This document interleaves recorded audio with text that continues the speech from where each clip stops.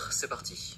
Alors je poste cette capsule tardivement, elle aurait dû sortir il y a plusieurs jours mais j'ai eu quelques empêchements, donc désolé pour ça, et puis dans le fond c'est une bonne chose parce que les informations qui sont tombées ces dernières heures confortent largement les idées que je voulais développer. Donc on va rentrer dans le vif du sujet. Alors comme vous le savez, les mails de Fauci ont été divulgués et ont montré comment Fauci avait dissimulé des informations capitales sur le Covid, sur les mesures sanitaires ou encore sur le laboratoire de Wuhan.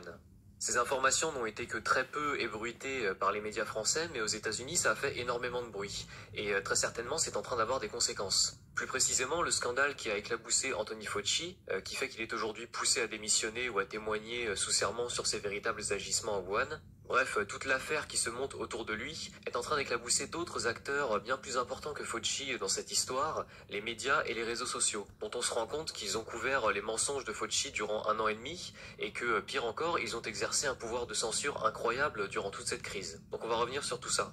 Alors l'affaire Fauci a déjà une conséquence majeure, c'est que puisque la parole de Fauci est maintenant remise en doute, tout ce qu'il a pu dire sur les mesures sanitaires, sur les masques, les confinements, est également remis en question. Et parmi tout ça, il y a la question des traitements. Est-ce que les traitements comme la chloroquine ou l'ivermectine sont aussi inefficaces qu'on a pu le dire ? Alors clairement sur ce point, sur le point de la chloroquine, la parole de Fauci a été remise en cause par Fox News, et parallèlement à ça, on a vu quoi ? Eh bien on a vu sortir des études qui ont confirmé l'efficacité de la chloroquine, sa grande efficacité même, puisque selon les études, on apprend que la chloroquine peut réduire la mortalité de 75%, 85%, et que comme le disait Didier Raoult, elle semble particulièrement efficace en traitement précoce et en association avec de l'azithromycine. Bon, je rentre pas dans les détails, j'ai mis des liens en description, et c'est pour souligner que pile au moment où Fauci tombe en disgrâce, vous avez des données plus qu'encourageantes pour la chloroquine qui émergent aux États-Unis. Alors forcément, ça pose beaucoup de questions. Si la chloroquine ou d'autres traitements fonctionnent, pourquoi ne les a-t-on pas utilisés jusqu'à présent ?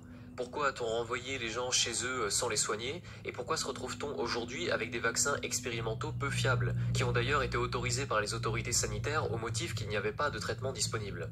Bon, en gros, aux États-Unis, la population et les médias se réveillent et commencent à se poser les vraies questions. Or, il y a donc, comme on disait, des coupables bien plus gros que Fauci qui sont en train d'apparaître. Les médias, les réseaux sociaux et les big tech. Les big tech, les géants de la technologie comme Google. Et ça, à mon avis, c'est la grande conséquence de l'affaire Fauci. À savoir que maintenant qu'on sait que le narratif du Covid est gangréné par le mensonge, que ces révélations sont de plus en plus officielles, on se tourne vers ceux qui ont rendu ce gigantesque mensonge possible. À savoir, les médias, les réseaux, les big tech. Comme vous le savez, les réseaux, par exemple, ont censuré en masse toute personne tenant des propos contraires au narratif officiel.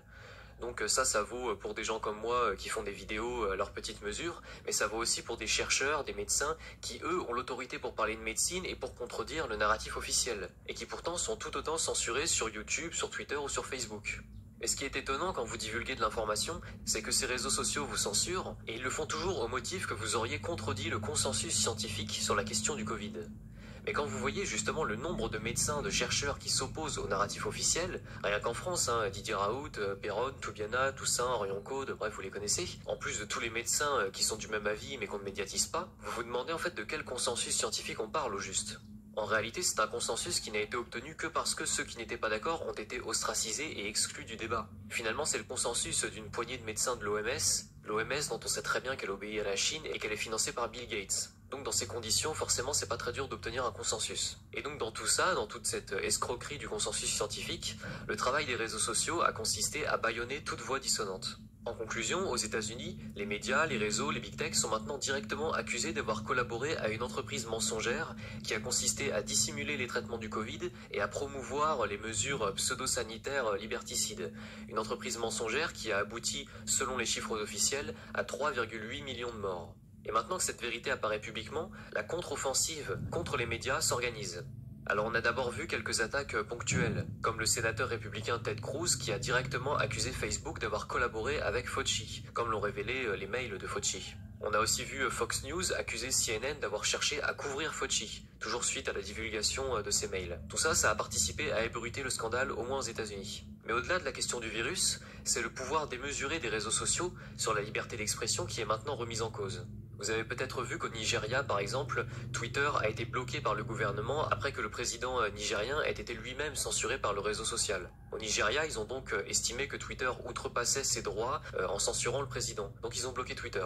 En Russie, il y a eu plusieurs sanctions économiques qui ont été appliquées contre les big tech, et il y a quelques semaines, la Russie a lancé une enquête contre Google et YouTube, qui sont accusés par le gouvernement russe de censurer du contenu politique sans raison valable, uniquement pour des motifs arbitraires. En gros, comme partout dans le monde, Google et YouTube veulent décider de ce qu'on a le droit de dire ou non, sauf qu'en Russie, clairement, ça ne passe pas. Et pour revenir aux États-Unis, on a pu voir récemment, notamment en Floride, des lois promulguées qui permettent de se retourner juridiquement contre les réseaux sociaux qui censureraient arbitrairement des opinions politiques, ce qui n'était pas possible avant.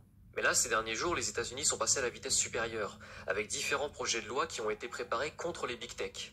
Alors bon, on parle bien de projets de loi, qui ne passeront donc peut-être pas, mais vous allez voir à la nature de ces projets de loi qu'on a clairement fait un pas en avant. Alors déjà, plusieurs projets de loi, dont je vous mets les détails en description, des projets de loi antitrust, donc anti-monopole, contre les géants comme Google, Amazon ou Facebook, au motif que grâce à leur position de monopole, ou à cause, ces géants se sont appropriés trop de pouvoir commercial et médiatique, notamment par leur capacité à absorber ou à étouffer tous leurs petits concurrents, ou bien à mettre leurs produits commerciaux ou leurs contenus en valeur de façon déloyale. Bon, dit comme ça, c'est peut-être pas très parlant, mais il faut comprendre que des lois de ce genre peuvent aboutir au démantèlement pur et simple et surtout immédiat de ces géants du numérique ou de la technologie. Et ça peut permettre à court terme l'émergence de concurrence, qui va donc empêcher les Google, Facebook et compagnie de conserver un pouvoir trop fort et d'empiéter sur les libertés des populations.